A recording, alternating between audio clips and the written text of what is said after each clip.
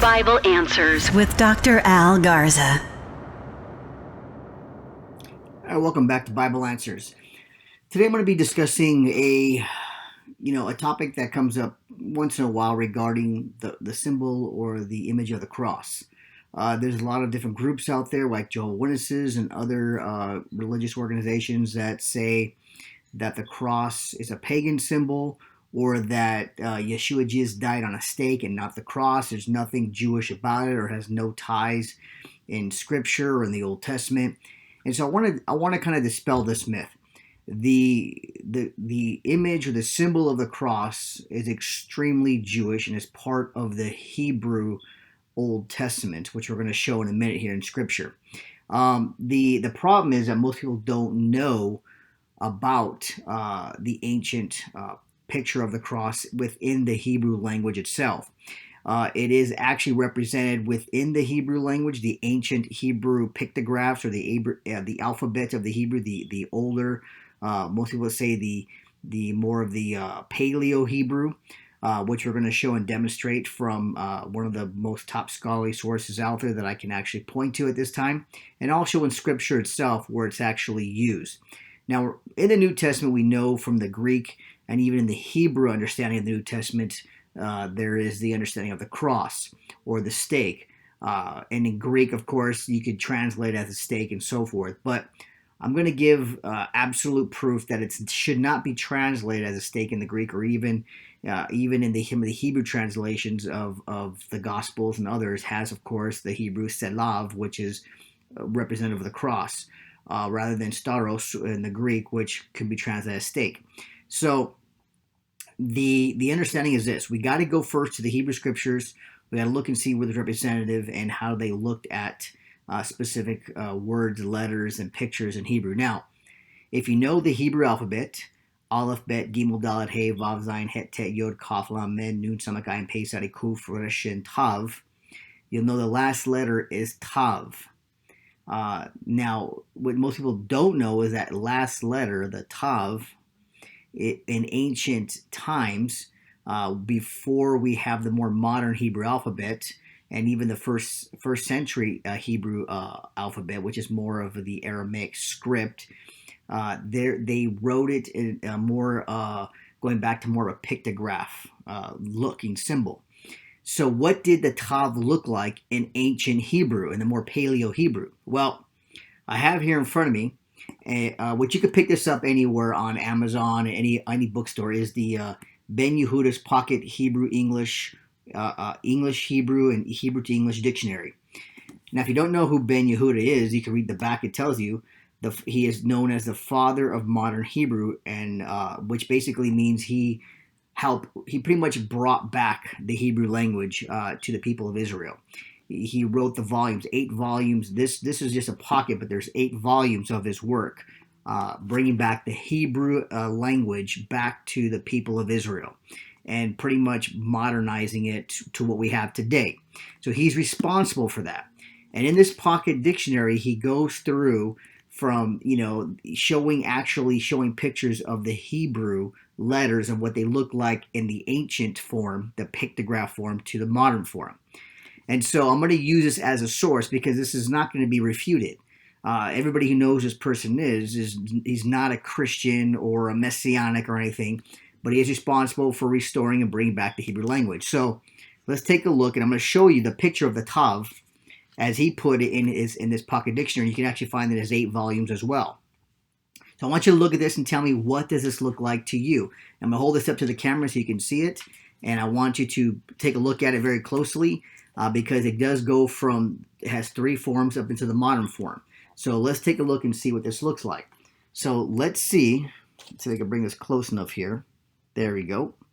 As you can see, you have the cross, an X, and then the modern Hebrew Tav. This is what's understood, the first one, as the ancient pictograph form. That is the picture of a cross.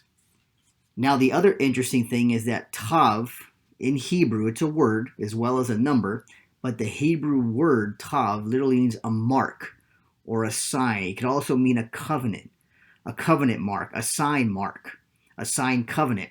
And we see this in Scripture, and I'm going to show it to you now in Ezekiel, because the word tav, which is also a letter, is a letter in Hebrew. The last letter of the Hebrew alphabet is actually also a word that means a mark or a covenant or a sign. So is this Hebrew letter / word used in Scripture? And it is. Because if you look at Ezekiel 9, and this is, of course, going to the context of when God's going to pretty much give a description of what's going to happen to Jerusalem. It's going to be, slaughtered. The people, they're going to be killed, and because of their abominations and all that. But here's what he says. Starting at 2, you can actually verse 3 is fine. Then the glory of the God of Israel went up from the cherub on which it had been to the threshold of the temple. And he called to the man clothed in linen, at whose loins was a writing case. The Lord said to him, "Go through the midst of the city, through the midst of Jerusalem, and put a tav," in Hebrew, a mark, a tav, on the foreheads of the men or the people whose sign grown over all the abominations which are being committed in the midst. Then he goes on to say, "But do not touch anyone on whom is the tav." Now, there should be no question on what the tav is. What is the mark, the covenant, the sign that he put on the foreheads? It would have been the ancient symbol, the ancient picture of the cross, which you saw in the dictionary, on their forehead. That's what tav is. So again, he tells them to mark the people on their foreheads, to put a tav on their foreheads, and do not touch them, do not harm them, but go and take everyone else out who's committing these abominations. So the cross, the picture, it goes back to Ezekiel, goes back even beyond that to the paleo picture of a cross. It's not a coincidence. This is how God uses his Hebrew letters and alphabets before they became more modernized, or even more of the Aramaic form script of the 1st century and even around that time. You can go back and look at some of the older Dead Sea Scrolls that are kind of in transformation of the Hebrew and still see that tav looking like a cross, more of a slanted version of it. But it still represents the original, as we saw in Ben Yehuda's Hebrew dictionary, a picture of a cross. So it's not a pagan symbol. It is not, just because other religions and other people distort it and abuse it does not mean that that's where it originates from. It originates from Scripture, Ezekiel 9. And another interesting thing is that to spell tav, you put, of course, the letter, the tav, and it's a one other Hebrew letter alphabet with it, tav. The vav is right next to it. So it's the T shape or the cross shape and the vav. That is how you say tav. So if you want to write tav, some people put, you have to write 2 Hebrew letters, the T and the vav, or the tav and the vav next to it, and that's how you say tav. Well, what is the vav in ancient Hebrew? The word vav, and you also found in Scripture, is a word that means a nail or a peg, what they use to put peg the tents in on the ground. It's a nail or a peg. So the vav is a nail or a peg next to the cross. So you have the cross, which is the representing of tav, and you have the vav, which is a nail or a peg.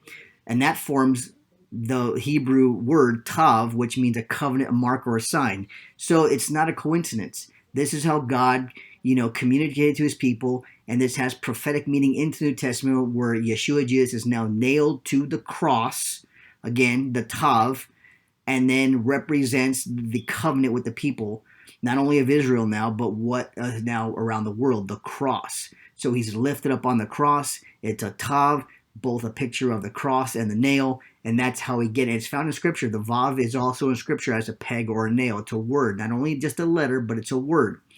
So it's not a pagan. And people who don't understand Hebrew or know Hebrew, enough Hebrew, they won't understand this. And this is why they try and reject it. So it's not a pagan symbol. It actually represents God's covenant mark and sign with his people. And even in the New Testament, we find this. This is why the Messiah, Yeshua, Jesus, had to be nailed to the cross to fulfill the tav of the covenant that is with his people through the shedding of his blood, so we may have forgiveness of sins on that symbol. And we wear it proudly. I have a cross that I wear. Wear your cross proudly. Show what it means. Explain to him that it's in the Hebrew Scriptures. It's God's mark, covenant, and sign with his people. and we are also part of his people now, grafted in. If you are a non-Jew, you're grafted in, part of the seed of Abraham, joint heirs with him in the world to come, of eternity and paradise and the resurrection. So this is very important that we understand where this comes from. So I hope this helps. I hope this sheds light on where we get the understanding of the true meaning of the cross, the tav in Hebrew, in the ancient Hebrew letters, and what it really means to preach the gospel of why Yeshua, Jesus, had to die on the cross, be buried, and resurrect on the third day. So I hope this helps. Listen, if you like this, please subscribe to it, share it. If you have any questions, leave them here in the comments, or you can email me. And again, my name is Dr. Al Garza with Bible Answers. And thank you, and God bless. Bible Answers with Dr. Al Garza.